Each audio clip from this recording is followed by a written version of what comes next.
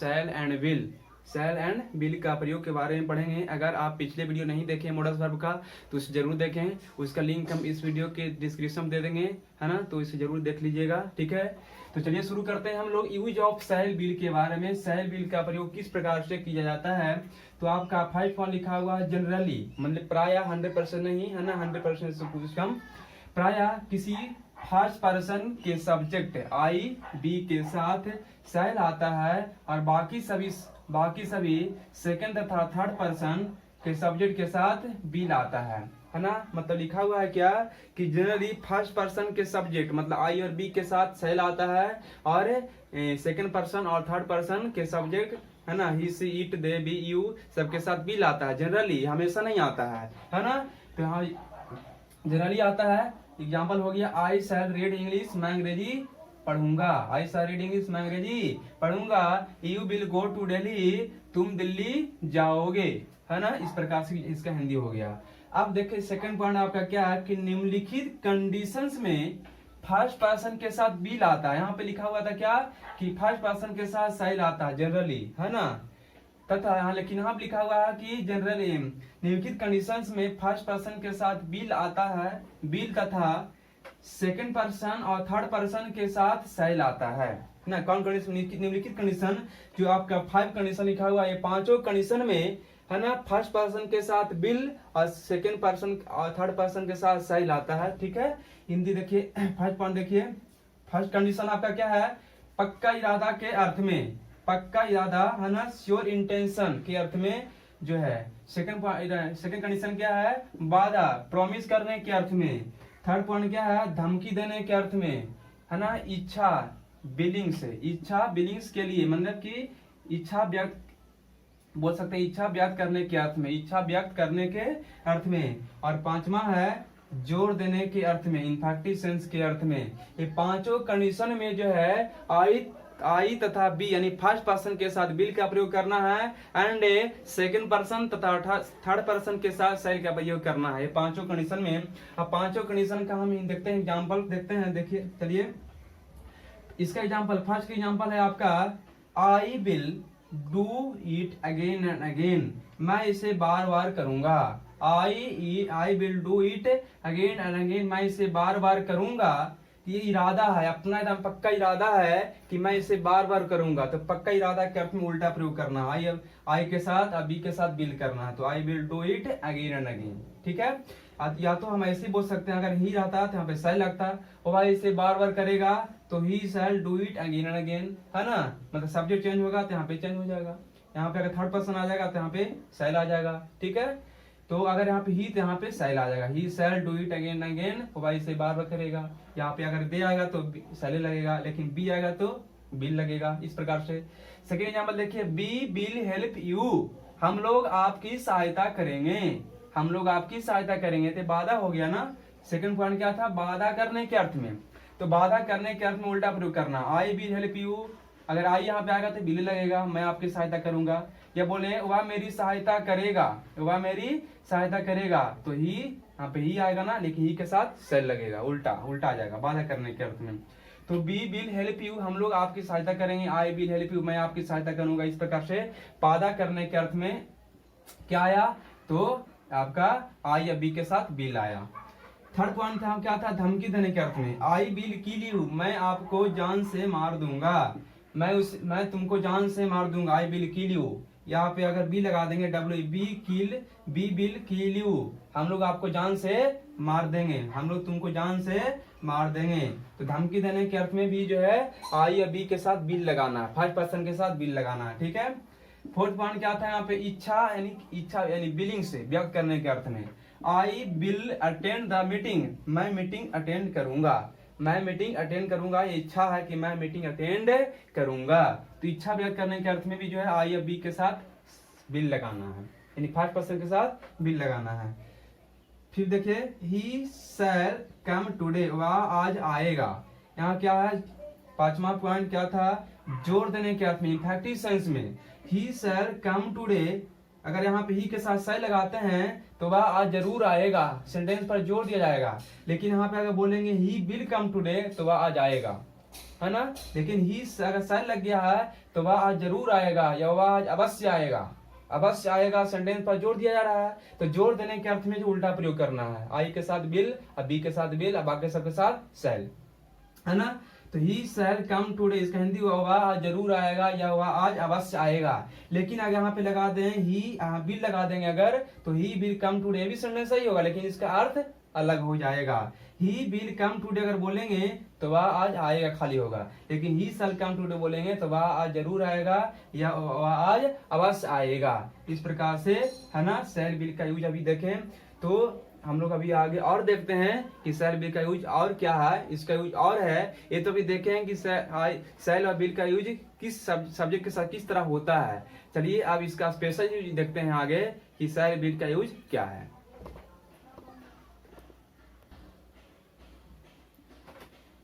हम लोग अभी देखेंगे कि शैल और विल का कुछ स्पेशल यूज है, इसके बारे में चर्चा करते हैं। अभी हम लोगों ने देखा कि शैल और विल का, है ना, सब्जेक्ट के साथ किस तरह से यूज करते हैं, लेकिन ये आपका स्पेशल यूज ऑफ शैल अभी देखते हैं कि शैल और विल का स्पेशल यूज क्या है। तो फर्स्ट पॉइंट आपका है to show a simple futurity, मतलब कि भविष्यता, साधारण भविष्य की बातों को दर्शाने के लिए, साधारण भविष्य की बातों को दर्शाने के लिए जो है ना, हम लोग शैल और विल का यूज करते हैं। सिंपल फ्यूचरिटी, साधारण भविष्यता को बताने के लिए, ठीक है। एग्जाम्पल की बात करें, आई शैल गो देयर टुमारो, मैं वहां कल जाऊंगा, मैं वहां कल जाऊंगा, ये भविष्य की बात है। तो साधारण भविष्य की बातों को दर्शाने के लिए शैल और विल का यूज किया जाता है। सेकेंड पॉइंट आपका है the repetition of shell will is avoided in a conditional sentence. It is replaced by using present indefinite tense with the part that shows condition. मतलब ये हुआ कि the repetition of shall will, मतलब shall will का repetition is avoided, shall is will के repetition से बचने के लिए कंडीशनल सेंटेंस में, है ना, कंडीशनल सेंटेंस में को रिप्लेस किया जाता है। It is replaced by, conditional sentence को किसी सेंटेंस में, कंडीशनल सेंटेंस में अगर शैल विल 2 बार आ गया है, उसके रिपीटेशन से बचने के लिए उसको हटाया जाता है और उसका स्थान पर present indefinite tense with the part of, मतलब कौन सा पार्ट में, दैट शोज कंडीशन, जो पार्ट कंडीशन को दर्शाए उस पार्ट में आपको शैल विल को हटाना है और उसका स्थान पर प्रेजेंट इंडेफिनिट टेंस का प्रयोग करना है ना, जो पार्ट कंडीशन को दर्शाए। और कंडीशन कौन दर्शाएगा, तो if, when, unless, until, as soon है, मतलब जिस पार्ट में ये मौजूद रहेगा ना, उसी पार्ट में प्रेजेंट इंडेफिनिट टेंस का प्रयोग करना, मतलब वहां पे शैल विल का प्रयोग नहीं किया जाएगा, ठीक है। यहाँ पे देखिए लिखा हुआ है एग्जाम्पल में, you will go when he comes, मतलब कि तुम जाओगे जब ही कम्स, जब वह आएगा, तुम जाओगे जब वह आएगा। अब देखिए मैंने निकाल रहा, तुम जाओगे जब वह आएगा, तुम जाओगे वह जब वह आएगा, तो मीनिंग तो है सेम जो है निकाल रहा भविष्य की बात में, है ना।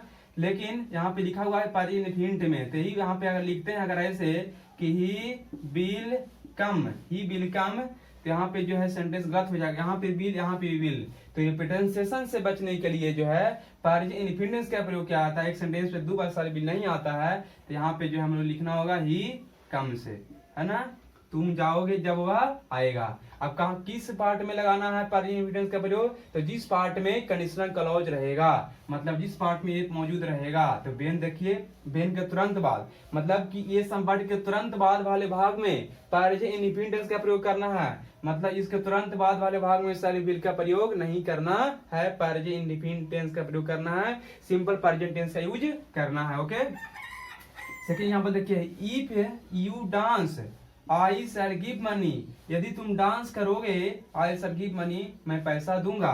तो ध्यान से देखिए यहाँ पे इफ कंडीशन क्लॉज है, इफ के तुरंत बाद या यू डांस, तुम डांस करोगे, आपका सिंपल प्रेजेंट टेंस का वाक्य है, तो कंडीशनल इसके तुरंत बाद जो है सिंपल प्रेजेंट टेंस आना चाहिए। ऐसा नहीं कि if you will dance I shall give money, यहाँ पे बिल नहीं लगेगा, बिल लगेगा तो सेंटेंस ईयर हो जाएगा। इस बात पे आप ध्यान देंगे। कंडीशनल क्लॉज के तुरंत बाद सिंपल प्रेजेंट टेंस का प्रयोग किया जाता है। ओके, कंडीशनल क्लॉज किसके बोलेंगे? जिस सेंटेंस के शुरुआत में if, when, unless, until, as soon as ये सब मौजूद रहेगा तो उसको हम कंडीशनल क्लॉज वाले सेंटेंस बोलेंगे। ओके, अब देखिए आपका थर्ड पॉइंट है टू नो वंस विषय, किसी के इच्छा को जानने के लिए शैल विल का यूज किया जाता है।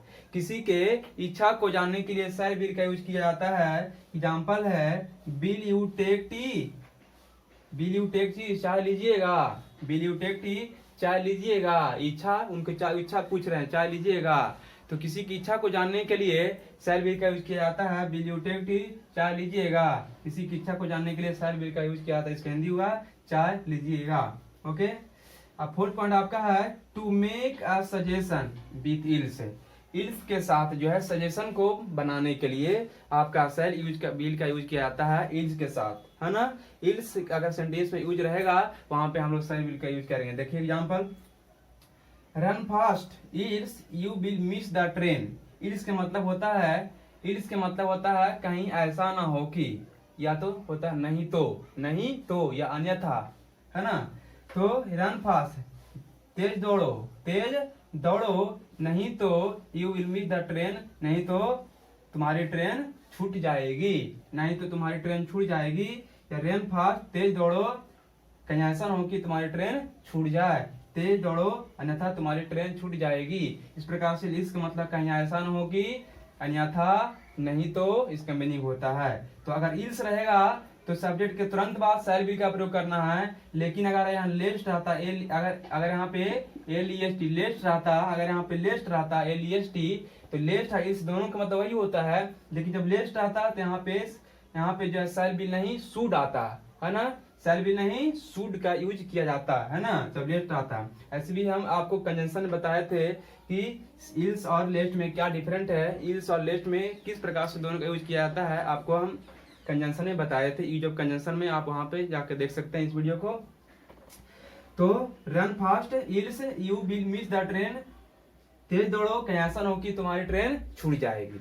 तो इस प्रकार से हम लोगों ने देखा कि शैल और विल का यूज, स्पेशल यूज किस प्रकार से है देखा होता है, हम लोगों ने इस वीडियो में देखा। शैल विल का यूज आपको अब करने में कोई प्रॉब्लम नहीं होगा, है ना। अगर आपको, है ना, कोई डाउट अगर लगता है, कहूँगा समझ में अच्छे से नहीं आया है, तो आप इस वीडियो को एक बार नहीं 2 बार 3 बार देखिए। और अगर इतना भी नहीं है समझ में अगर दिक्कत लगता है तो आप एक कमेंट्स में अपना क्वेश्चन राइज कर सकते हैं, हम रिप्लाई जरूर करेंगे। ओके, तो चलिए इस वीडियो को यहीं पे समाप्त करते हैं, नेक्स्ट वीडियो में मिलेंगे। Thanks for watching, bye bye.